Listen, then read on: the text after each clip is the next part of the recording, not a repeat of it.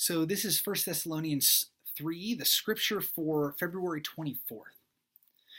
Like many things in life, there are some people who believe that Christianity is a quote-unquote zero-sum game. That is, if you win, I lose, and the only way that I can win is for you to lose. This is a bummer. Christianity is not a zero-sum game, and what it leads to is churches trying to poach members from other churches, thinking that, well, if I can get a member from the church down the street, then it would benefit my church, and since we're the ones who have the true gospel, then God's kingdom will be built better. Often this zero-sum game is based on this sort of chauvinistic belief that only in this congregation will people grow to the best of their abilities, or only under this charismatic leader, charismatic pastor, will people really understand God's kingdom. And so, flying in the face of this zero-sum game comes Paul in 1 Thessalonians chapter 3, when he sends Timothy, his protege, to check on the Thessalonian church. Now, if Paul subscribed to this zero-sum game, Paul would have gone himself. However, this highlights that the congregation in Thessalonica wasn't tied to Paul.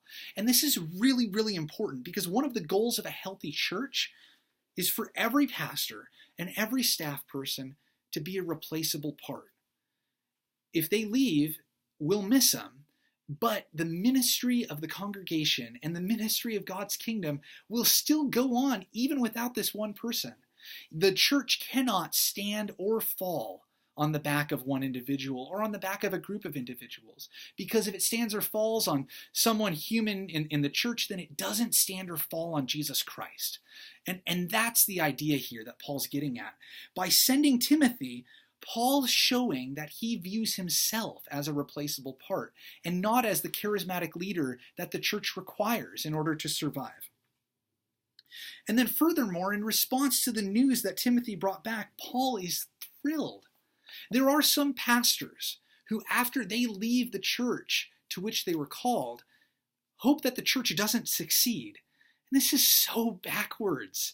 Pastors should, after they leave, be praying that the church will thrive in their absence, not to illustrate the fact that they did a bad job at the church, but to illustrate the fact that the church was healthy enough to maintain and to continue doing the work of Christ without their presence. And this is what Paul wants for the Thessalonian church. To promote the church itself and to promote Jesus Christ, not to promote idolatry by idolizing the pastor or by putting the staff up on a pedestal. Thank goodness that Paul doesn't do this. Otherwise, these letters would structure a completely different church and a completely different New Testament than the one that we have. Instead, he rejoices with and he blesses the Thessalonian church, wishing them continued thriving. If a pastor leaves a church or if a staff person leaves a church and doesn't continue to pray for the people that they loved and that God was working through, I don't know if they were ever a good fit for a church. And I wonder, when have you recognized that you've idolized a pastor or a staff person? When in your life have you done that, and how do you avoid doing it again? That's all for 1 Thessalonians 3. Tomorrow, the 25th of February, we'll look at 1 Thessalonians 4. May God bless you in your reading of Scripture.